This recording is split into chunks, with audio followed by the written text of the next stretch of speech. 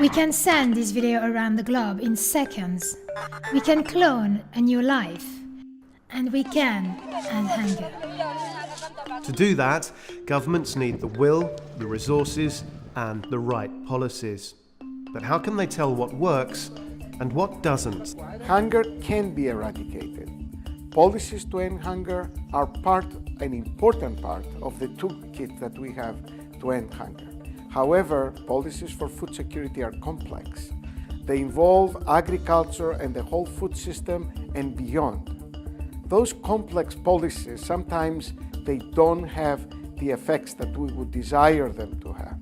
So we have to knit monitoring and evaluation into policies in order to learn and improve upon them. Will subsidised seeds help these farmers to produce more, or should they be given affordable credit to buy seeds themselves?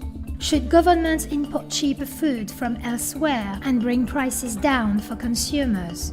Or should they close borders to protect local farmers? How do you monitor the impact of different agricultural and food security policies over planting seasons, years, and even decades?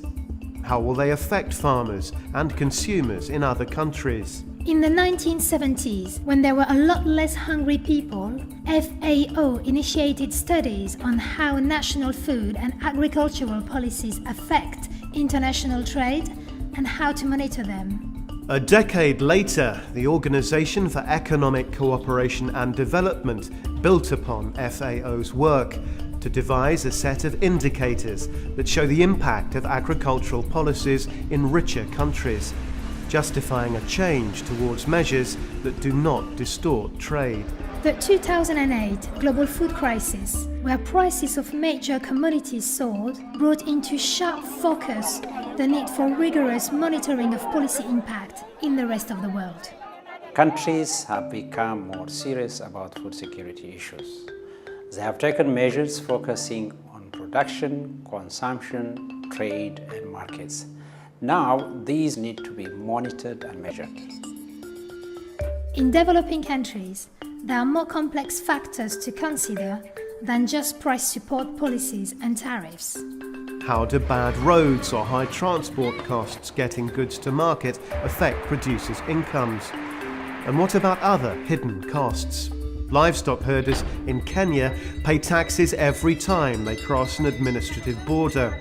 Local authorities gain, but how do those taxes affect livestock prices? Sudden changes in export policies, illicit payments to corrupt officials, inadequate port facilities all impact on price and availability of food and on cost to producers.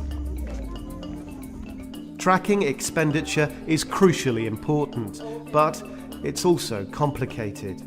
Everyone agrees more government money is needed for agriculture, to fuel development and to end hunger. African nations, for example, have agreed a target of 10% of national budgets to the sector. But they need to monitor if resources are being used efficiently to fight hunger and to fulfill the goal of regional integration. Policy monitoring fosters transparency and good governance, the key to economic and social development, and the key to food security for all. Which is why FAO is again working with governments, donors and regional bodies to make agricultural policy monitoring in developing countries count, and count well.